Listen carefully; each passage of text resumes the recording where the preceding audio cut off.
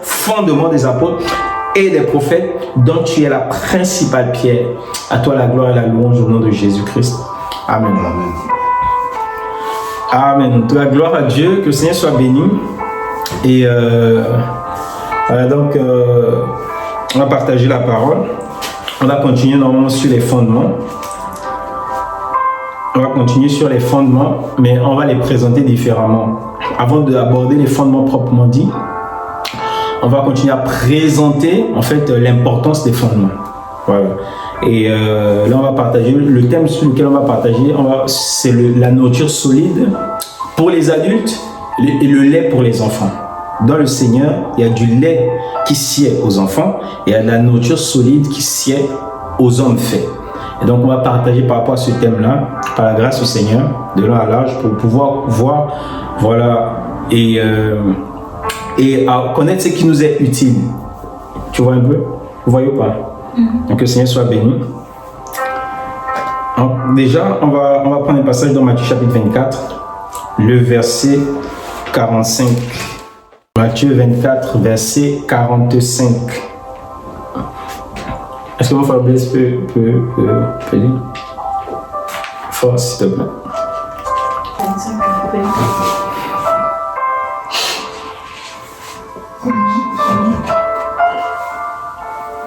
Quel est donc le serviteur fidèle et prudent que son maître a établi sur gens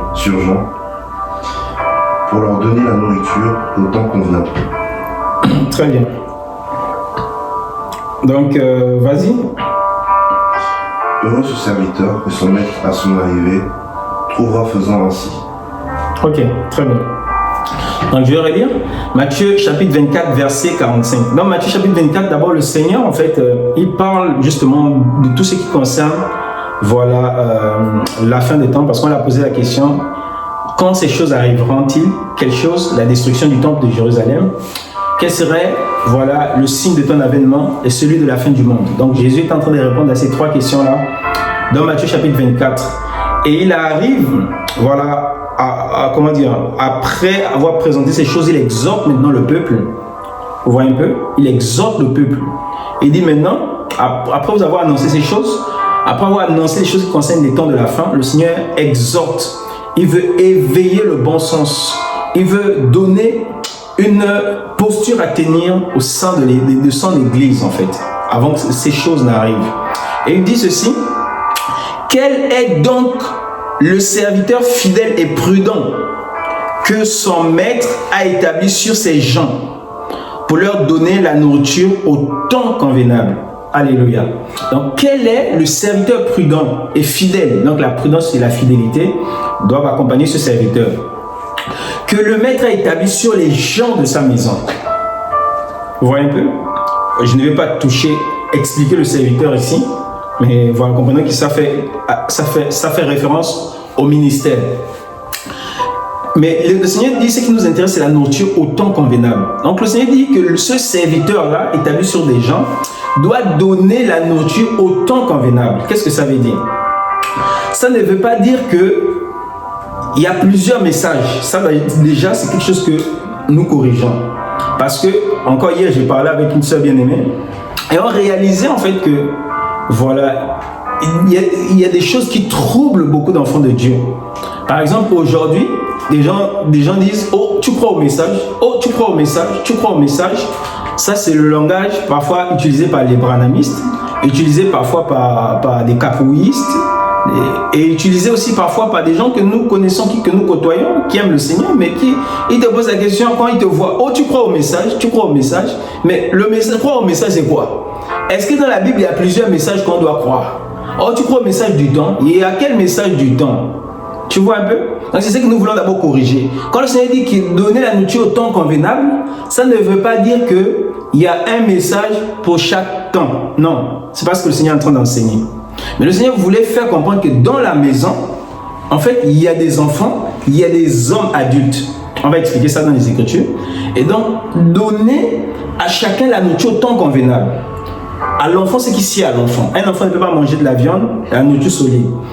Et un homme aussi fait, il doit se nourrir de la nourriture solide. Vous voyez un peu? Donc le Seigneur n'était pas en train de dire qu'il y a plusieurs messages. Tu rencontres les gens de tel mouvement, ils te disent, oh, tu crois au message? Au message de qui? Quand tu creuses bien, on te dit, oh, le message de Branham. Oh. Donc si tu ne crois pas en ça, tu n'es pas sauvé. Quand tu poses encore, tu vois encore d'autres personnes, oh, tu crois au message? Donc chacun fabrique son message pour sauver les gens. Non. Est-ce qu'il y a plusieurs messages qui doivent sauver? Le Seigneur n'était pas en train de dire cela. Parce que dans Matthieu chapitre 24, toujours, au verset 14, Matthieu chapitre 24, le verset 14, je prends ça rapidement. Le Seigneur dit ceci. Cette bonne nouvelle du royaume sera prêchée dans le monde entier pour servir de témoignage à toutes les nations. Alors viendra la fin. Le Seigneur n'a pas dit qu'il y aura beaucoup de messages, mais il dit cette bonne nouvelle du royaume qui était commencé déjà avec lui-même, parce que lui-même il a annoncé qu'il faut que le Christ souffre, qu'il meure, qu'il ressuscite, et qu'on annonce en son nom la repentance, le pardon des péchés à toutes les nations, en commençant par Jérusalem.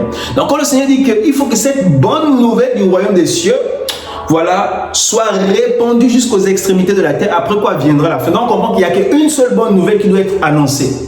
Et cette bonne nouvelle, c'est la mort et la résurrection de Jésus. Donc ne troublez pas les gens avec « Oh, tu crois au message, tu crois au message ». Non, le message que Dieu nous a donné pour toutes les générations, c'est la mort et la résurrection de Jésus. Avant Christ, les gens ont été sauvés par la croix. Après Christ, les gens seront sauvés par la croix. Quand Jésus était là, quand ils croyaient en lui, c'est parce qu'ils croyaient que véritable, ils plaçaient leur confiance en lui, en celui qui devait mourir pour le péché. Et c'est pareil aussi les prophètes. Avant Christ, l'Écriture dit qu'ils avaient l'esprit de Christ en eux. Voilà. Et ils ont sondé, voilà, ils cherchaient à sonder les circonstances de quoi? De la grâce qui nous est réservée. C'est pour ça qu'au temps d'Adam, Adam d'abord le premier que Dieu a justifié, c'était au moyen de la croix. Quand Dieu tuait l'animal pour couvrir Adam, c'était l'image de Christ. C'était la croix là-bas, l'homme qu'il croyait. C'est pourquoi Dieu l'a sauvé, Dieu l'a justifié. On revient encore au temps d'Abel, c'est pareil, Abel offre les animaux, c'était une préfiguration de Christ. On arrive au temps de Noé, Noé, l'arche est engloutie dans les eaux et Pierre nous dit que c'est le baptême, c'était l'image de la croix, c'est la croix qui a sauvé toujours. On arrive en Égypte, l'animal a été immolé, vous voyez un peu, pour que le peuple sorte, voilà, échappe justement au pharaon d'Égypte. Donc il fallait d'abord que l'animal soit immolé, que le peuple mange l'animal. Nous savons que c'était la Pâque, c'était une image de la mort de Jésus qui sauve. Vous voyez un peu. Donc depuis tous les temps, voilà, tous les temps dans les Écritures, jusqu'à aujourd'hui, Dieu a toujours sauvé par la croix. Et sans la croix, Dieu ne peut pas sauver. Donc avant Christ, Dieu a sauvé par la croix. Pendant que Christ était là, les gens ont cru en Jésus, c'est au moyen de la foi, dans l'œuvre que Christ devait accomplir, qu'ils sont sauvés. Tu vois, vous voyez un peu? Et après Christ, nous qui sommes après Christ, c'est toujours la croix qui doit nous sauver jusqu'à la fin du monde. Donc il y a plein d'autres messages. Paul a dit que celui qui vient prêcher un autre évangile que celui qui l'a prêché, il est maudit. Donc quand on ne te dise pas, oh tu crois au message, quand tu ne crois pas au message, tu es maintenant, oh je crois pas au message, je suis perdu. Non, un temps pour chaque message. Le message de tous les temps, c'est l'œuvre de la croix. On doit se repentir, croire au Seigneur qui nous justifie par la croix. Amen. Voilà, c'est d'abord ce que nous voulons corriger au nom de Jésus. Et nous revenons. Voilà, le Seigneur dit, quel est le serviteur fidèle et prudent que le maître, voilà, a établi sur les gens de sa maison pour leur donner la nourriture au temps convenable. Tu vois. Donc, il y a une nourriture qui sied, voilà, à un temps par rapport à la maturité de la personne, par rapport à la croissance de la personne. Dans une maison, quand il y a un enfant, on ne donne pas à l'enfant la viande, on donne à l'enfant du lait. Et les gens qui sont dans la maison, qui sont plus grands, ils ne boivent plus du lait maternel. Non. Ils font quoi? Ils mangent de la viande. Tu vois, de la nourriture solide. C'est ça en fait que le Seigneur voulait expliquer. Donc on va prendre cela dans Hébreux chapitre 5.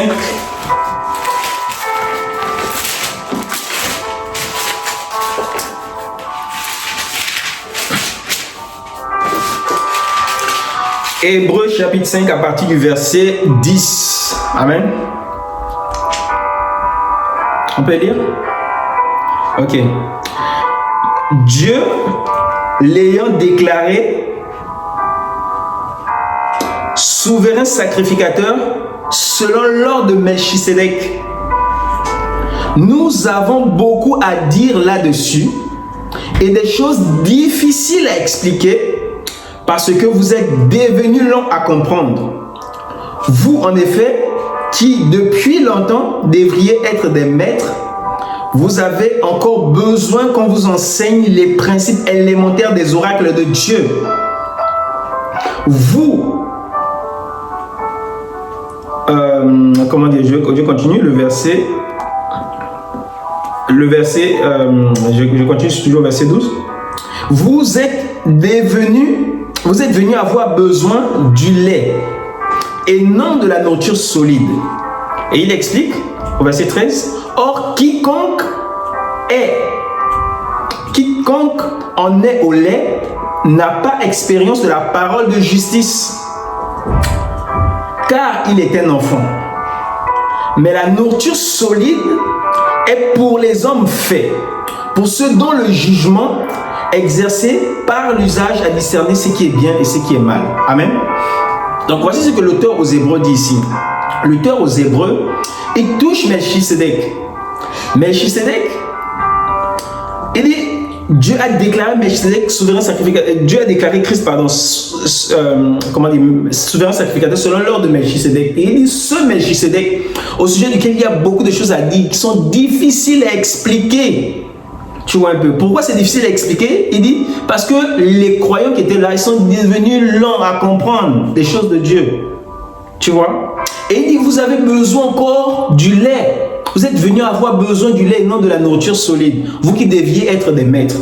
Donc, il voit que c'est des gens comme ça, dans une maison, des papas, des gens qui ont des années dans le Seigneur, mais au lieu de manger de la nourriture solide, ils boivent encore que du lait. Ils sont encore qu'au lait. C'est pas normal. Dans une maison, imagine-toi quelqu'un qui naît, il boit du lait maternel. Il boit du lait maternel.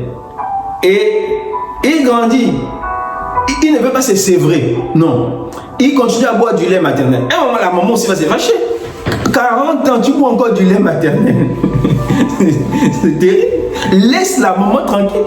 Il faut être sévré, commencer à manger la nourriture solide. Tu vois? Donc il dit, vous qui devez être des maîtres, vous qui devez être vous qui devez être des hommes faits, pendant longtemps, depuis des années, mais vous êtes venus avoir besoin du lait. Vous avez besoin qu'on vous enseigne encore des premiers oracles de Dieu. Et il va citer ici, au verset 6, le lait dont il fait référence. Parce qu'il dit, au chapitre 6, au verset 1er, c'est pourquoi laissant les éléments de la parole de Christ, tendant à ce qui est parfait, sans poser de nouveau le fondement du renoncement aux œuvres mortes, de la foi en Dieu, de la doctrine des baptêmes, l'imposition des mains, de la résurrection des morts, du jugement éternel. C'est ce que nous ferons si le Seigneur permet. Tu vois un peu, si Dieu permet. Donc, il dit que le lait, c'est quoi? Le renoncement aux œuvres mortes, la foi en Dieu, la doctrine des baptêmes, l'imposition des mains, la résurrection des morts et le jugement éternel. Ça, c'est le lait qu'un enfant dont le Seigneur a besoin. Dans une maison, le lait, c'est pour les enfants. La nourriture solide, on donne ça qu'aux adultes. Et Paul a compris ça. Qu'aux Corinthiens, dans 1 Corinthiens chapitre 3, Paul dit ceci. 1 Corinthiens chapitre 3. Je vais prendre à partir du verset 1er. Pour moi, frère, ce n'est pas comme à des gens spirituels que j'ai pu vous parler, mais comme à des hommes charnels, comme à des enfants en Christ.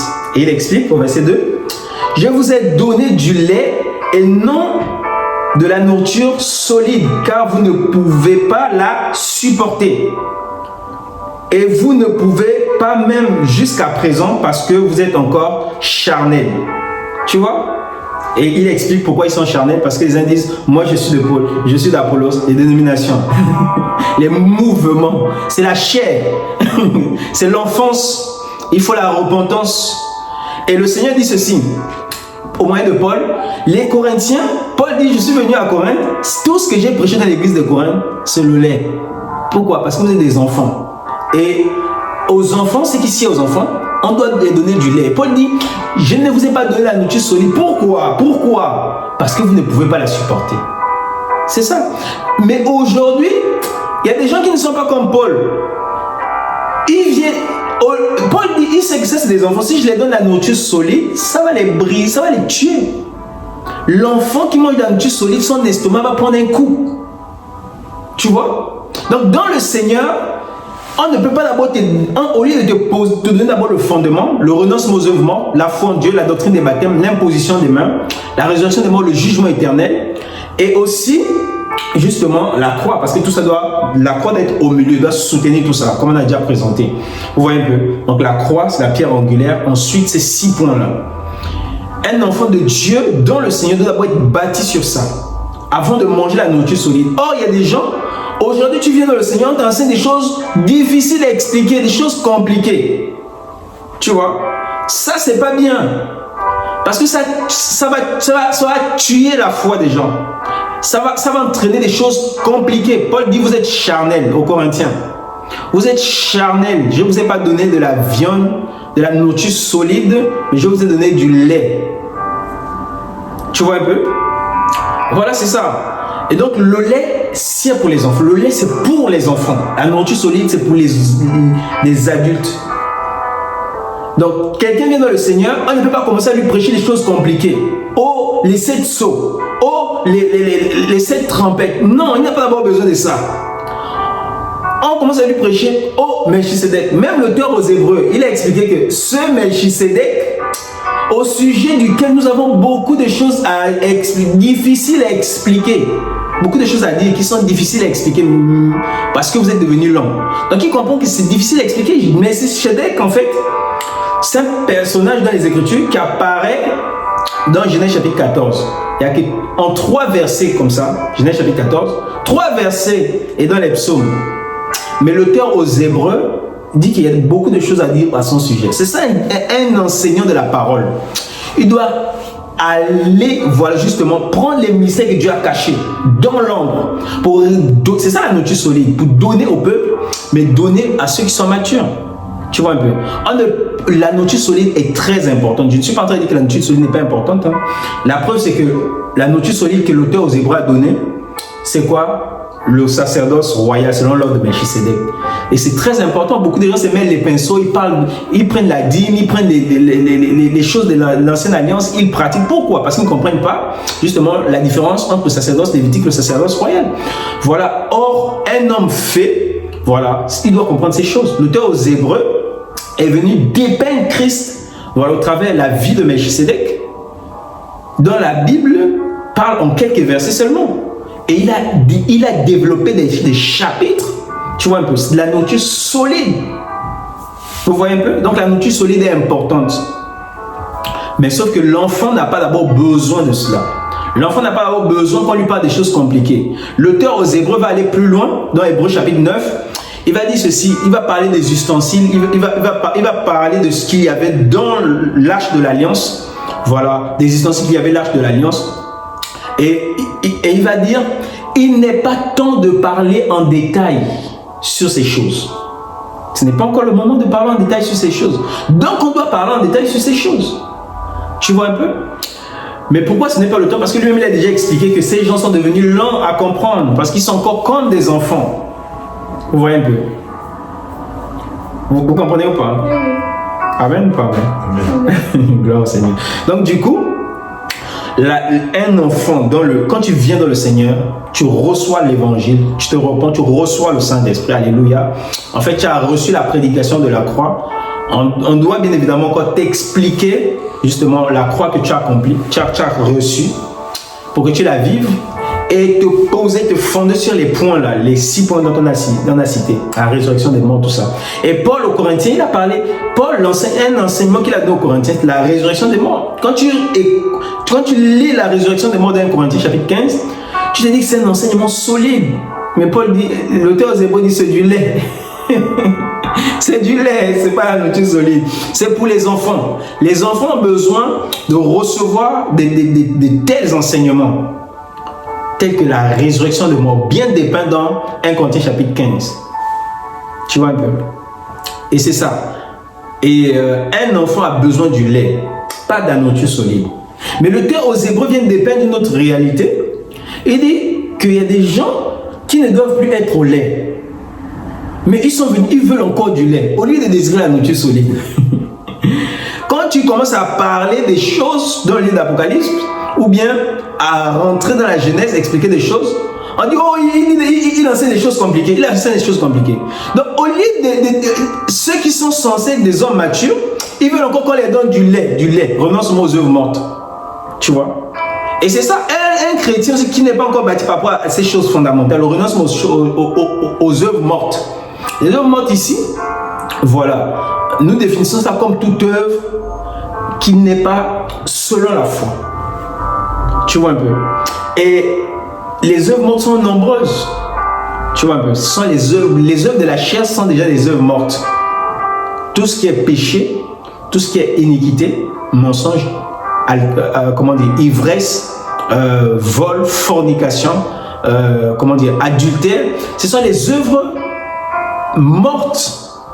Mais il n'y a pas que celles-ci qui sont des œuvres mortes. Il y a aussi toutes les bonnes œuvres que nous faisons, mais que nous ne faisons pas selon le Seigneur. Ce sont des œuvres mortes aussi. Tu vois, vous voyez un peu? Donc, il y a beaucoup d'œuvres mortes dans l'église aussi. Et il faut la repentance. Et les gens qui sont censés être matures pratiquent encore des œuvres mortes. C'est pour ça qu'il dit, mais vous avez besoin, vous qui devez être dans la nourriture solide, vous avez besoin qu'on vous enseigne encore que renoncer aux œuvres mortes. Oh, croyez en Dieu. Oh, il y a la résurrection des morts. Comment dire, les morts vont ressusciter, tout ça, vont revêtir l'incorruptibilité. Tu vois un peu. Vous avez encore besoin qu'on vous enseigne ça. Parce que dans le livre, dans l'église de Corinthe, dans le chapitre 15, pourquoi Paul touche la résurrection? Parce qu'il y a des gens qui disaient que les morts ne ressuscitent pas. Tu vois un peu. Donc, quand il vient, ce n'est pas d'abord parce qu'il avait le but de venir enseigner ce point. Bien sûr qu'il a donné du lait là-bas, mais il est venu déposer encore ce lait-là. Pourquoi? Parce que il y avait des gens qui disaient que la résurrection, voilà, que les morts ne ressuscitent pas. Donc, il a posé ce fondement-là. Vous voyez un peu? C'est ça en fait. Donc, nous, dans le Seigneur, on doit reconnaître notre état. Est-ce que réellement j'ai besoin de la nourriture solide ou j'ai besoin de la viande?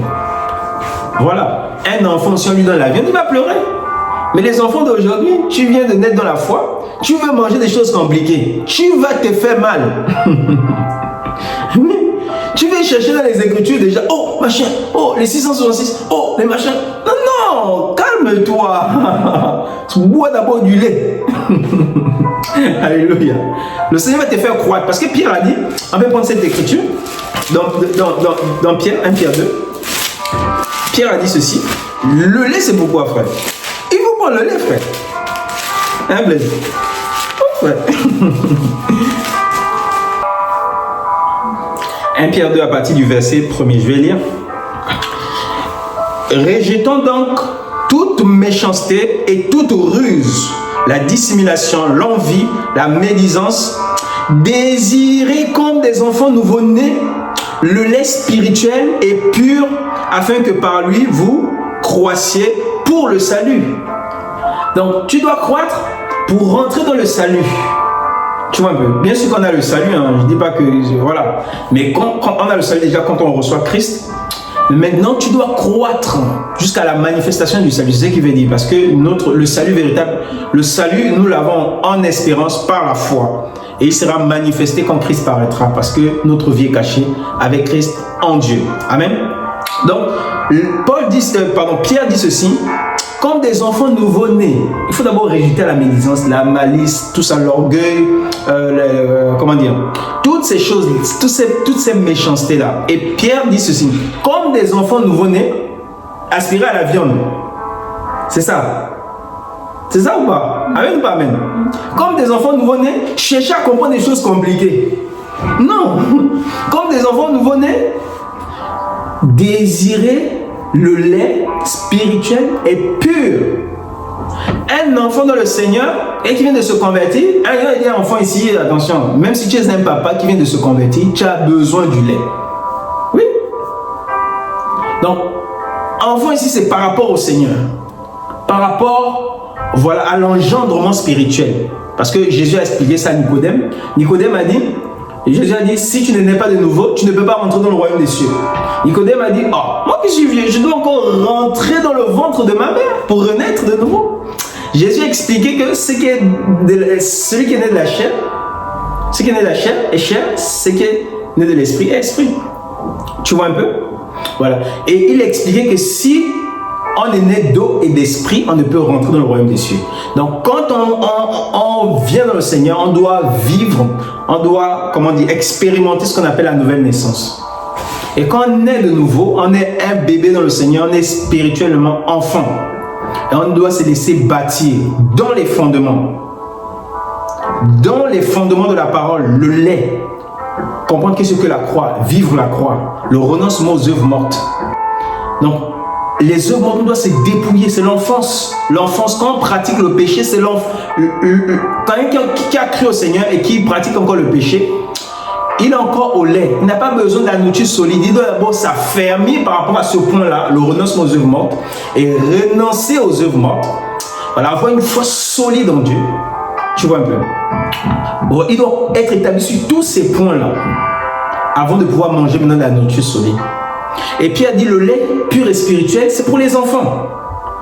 Afin que par lui, vous fassiez quoi? Vous croissiez. C'est ça.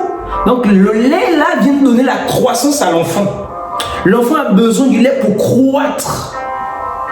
Amen. Donc tout nouveau converti qui vient dans le Seigneur, il ne cherche pas d'abord le lait, il va croître difficilement.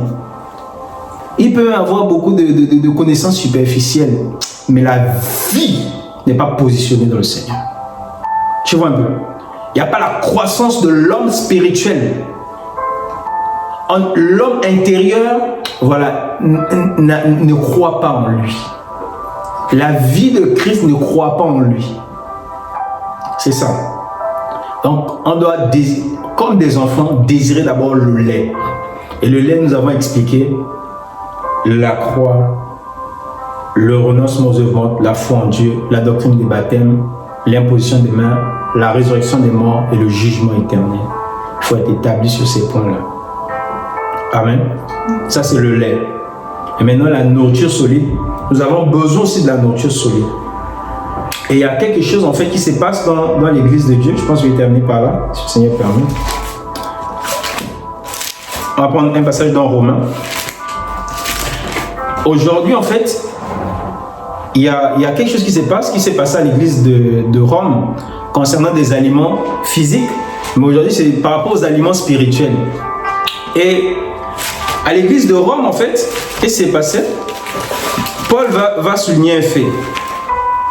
Il va dire dans Romains, chapitre 14, il va dire dans Romains, chapitre 14, que faites accueil à celui qui est faible dans la foi. Ne discutez pas sur les opinions. Tel autre croit manger de tout. Et celui qui est faible ne mange que des légumes. On peut prendre ça, Romains, chapitre 14. Donc, Romains, chapitre 14, à partir du premier verset, Paul dit ceci aux Romains. Accueillez celui qui est faible dans la foi et ne discutez pas sur les opinions. Tel croit manger de tout, croit pouvoir manger de tout. Tel autre qui est faible ne mange que des légumes. Et que celui qui mange ne méprise pas celui qui ne mange pas. Et que celui qui ne mange pas ne juge pas celui qui mange, car Dieu l'a accueilli. Qui es-tu, toi, qui juge le serviteur d'autrui? Qui es-tu, toi? Qui sommes-nous pour juger les serviteurs d'autrui? L'Écriture dit ceci. S'il se tient debout ou s'il tombe, cela regarde son maître. Mais il se tiendra debout car le Seigneur a le pouvoir de l'affermir. Amen. Donc, on ne doit pas se juger les uns les autres. C'est ce que Paul va continuer dans Romains chapitre 14. Nous jugeons donc point les uns les autres. Tu vois un peu? Donc, dans l'église de Rome, qu'est-ce qui s'est passé? Ceux qui avaient la connaissance, qui croyaient qu'on peut manger tous les aliments, ils méprisaient ceux qui ne mangeaient que des légumes. Ah, ceux-là, c'est des bêtises dans la foi. Mange que des légumes. Tu vois? Et ceux qui ne mangent que des légumes, pour eux, les autres choses sont des choses impures. Donc quand ils voient les gens manger des choses compliquées, ils disent que ils sont dans le péché. Ils mangent des choses compliquées, tout ça et tout et tout. Tu vois un peu? Et Paul vient dire ceci, que celui qui est faible ne doit pas mépriser. Tu vois un peu? ceux qui mangent de tout. Celui qui ne mange pas de tout ne doit pas... Oh pardon, celui qui ne mange pas de tout ne doit pas juger. Autant pour moi. Celui qui est faible ne doit pas juger ceux qui mangent de tout. Et celui, voilà, qui mange de tout, qui a la connaissance, il ne doit pas mépriser ceux qui ne mangent que des légumes. Je ramène ça par rapport à la nourriture spirituelle. Je suis juste venu là pour prendre pour ce contexte par rapport à aujourd'hui et pour nous exhorter aussi l'église de Dieu, notamment ceux qui vont aussi nous regarder, qu'aujourd'hui, il y a par exemple de la nourriture solide et du lait. Et ce qui est bien, c'est de donner aux gens la nourriture autant convenable. Le lait pour les enfants, la nourriture solide pour les hommes faits. Pas que tu es un homme mature, tu vas encore porter des couches spirituelles et qu'on te donne encore du lait, du biberon. Non. Tu vois, on doit aussi faire l'inverse. Tu es un enfant, tu ne vas pas courir chercher à manger les plats durs. Tu vas chercher à manger les plats compliqués, frère. Non. Il faut rester d'abord simple. Être bâti d'abord sur le fondement. Les apôtres ont posé ça comme fondement. On doit respecter le fondement que les apôtres ont posé. Tu vois? On ne doit pas d'abord aller d'abord à la toiture. On ne construit pas une maison d'abord en commençant par la toiture. Non, par le fondement. Toujours. Tu vois un peu? C'est cela. Et donc, le problème ici, aujourd'hui, c'est que des gens, on mange parfois des enseignements compliqués. Alors que c'est des enfants, on a besoin d'être affermis dans la grâce de Dieu, dans les points rudimentaires, les points fondamentaux, le renoncement aux œuvres mortes, la foi en Dieu, la doctrine des baptêmes, l'imposition des mains, la résurrection des morts, le jugement éternel, bâti sur ces points-là. On a besoin de cela, être bâti sur la croix, l'œuvre de la croix, la principale pierre, besoin de cela. En tant qu'enfant, des enfants ont besoin d'être bâtis sur cela. Vous voyez un peu, les enfants ne doivent pas courir manger des trucs compliqués, non. C'est cela. Et donc aujourd'hui, ceux qui mangent de tout méprisent ceux qui mangent de la nourriture solide, méprisent ceux qui ne mangent que du lait. Et ceux qui ne mangent que du lait jugent ceux qui mangent de tout. Parce que l'Écriture dit aussi que l'homme ne vivra pas de pain seulement, mais de toute parole qui sort de la bouche du Seigneur. Donc, Genèse 1 jusqu'à Apocalypse chapitre 22. Toute parole sortie de la bouche du Seigneur, l'homme doit manger, se nourrir de cela. Donc, si quelqu'un croit que je ne peux pas d'abord manger des choses compliquées qu'il y a dans l'ancienne alliance, bon, c'est encore un enfant. Donnez-lui du lait. Quand il va croître, il va comprendre qu'il y a des mets délicieux dedans, dans ces choses. Vous voyez un peu? Voilà. Donc je nous encourage vraiment, voilà, à désirer le lait. À désirer le lait parce qu'on revient encore dans les fondements. Ne cherchons pas d'avoir aller découvrir des choses compliquées. Sauf si le Seigneur nous pousse en fonction aussi des gens qui sont aussi dans l'assemblée parce que chacun n'a pas le même niveau de maturité. Comme je disais, dans une maison, il y a un enfant, il y a des gens aussi adultes. Et il y a des gens qui mangent du lait, il y a des gens qui mangent de la nourriture solide. Donc il faut savoir donner selon que le Seigneur conduit par son esprit. Tu vois un peu? Mais à un nouveau-né, on doit recadrer. Voilà. L'enfant, quand il est bébé, il a besoin des commandements. C'est pour ça que les apôtres ont beaucoup prêché les commandements. Paul, à l'église de Corinthe, il a beaucoup prêché les commandements, sans pourtant rentrer dans la profondeur de ces choses. Vous comprenez un peu? Un enfant a besoin, fais ceci, fais pas cela, fais ceci, fais cela. Il ne faut pas qu'ils soient en excès, sinon ça devient la loi de Moïse. Amen. Voilà. Donc c'est cela en fait que j'avais à nous partager. Vraiment, le Seigneur permet, on va revenir maintenant sur les fondements, sur l'œuvre de la croix. Et on va toucher cela de long en large. Et désirant le lait, Pierre a dit désirant le lait, on doit désirer cela. Comme des enfants nouveau-nés. Non, tu es un enfant nouveau-né, tu ne peux pas désirer le lait. Tu vas désirer le lait, frère. Tu as vu l'enfant, comment il prie, comment il crie, il pleure. Il veut du lait. Quand il a faim, il crie tellement, il pleure. La maman vient comme ça, pour le téter.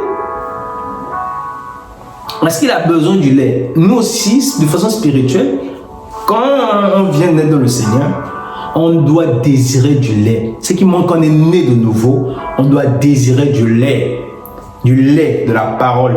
Lire d'abord la parole comme ça, même si tu ne comprends pas, lire cela. Voilà, les évangiles, principalement, et la nouvelle alliance, et revenir dans l'ancienne alliance plus tard selon que le Seigneur conduit. Tu vois un peu?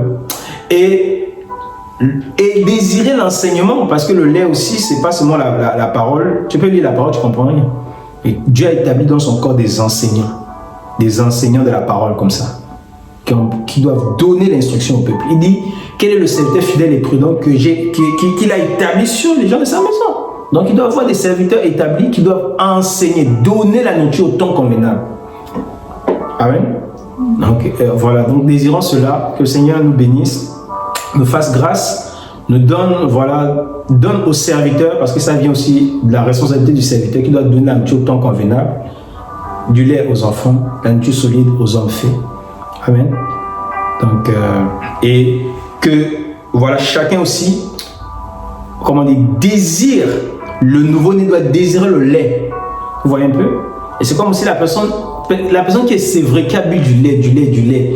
Quelqu'un, un adulte, il a bu du lait, il est sévré. Tu viens lui donner du lait, maman, ça ne passe pas. Il veut goûter autre chose. Oui, c'est ça. La nature nous enseigne. Quand tu es sévré, tu veux manger de la viande. C'est pour ça qu'à un moment, quand tu vas recevoir des parts, tu reçois du lait. L'esprit au-dedans de toi va commencer à t'ouvrir l'intelligence, à t'amener à manger des trucs solides. Tu vois un peu? Voilà. Donc c'est cela en fait. Et un adulte, il a toujours besoin, parce qu'il faudrait qu'il soit fondé sur ces fondements-là. Et ce qu'on est fondé dessus, on doit comprendre que prendre la femme de l'autre, c'est pas bien. Ça, même avant qu'on ne soit chrétien, on savait déjà que c'était pas bien. Tu vois un peu? Mentir, voler, tricher,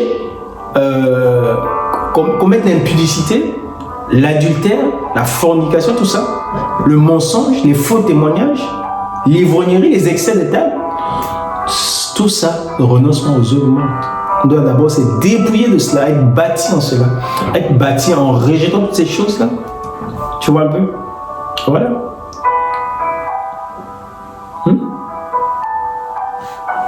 On doit renoncer à toutes ces choses. On a la dissimulation, le rapportage, tout ça, les jalousies, les animosités, les querelles, les disputes, la séduction, tout ça. Le péché, il faut s'en repentir, des œuvres mortes. Donc que le Seigneur nous fasse grâce, amen, de vivre cela, de vivre l'œuvre de la croix et d'être établi sur ces points fondamentaux et de désirer voilà justement ce lait spirituel. Et une fois qu'on sera, il y aura la croissance au-dedans de nous, l'esprit va nous conduire. On va sentir en nous le besoin de manger de la nourriture solide, de la viande. Spirituellement aussi, c'est comme ça. Amen. Donc que le Seigneur soit béni. Seigneur, te bénissant, te rendant gloire. Merci pour ta fidélité et pour ton amour. Merci de nous avoir, au Seigneur, conduit, au Seigneur, au Père. Seigneur,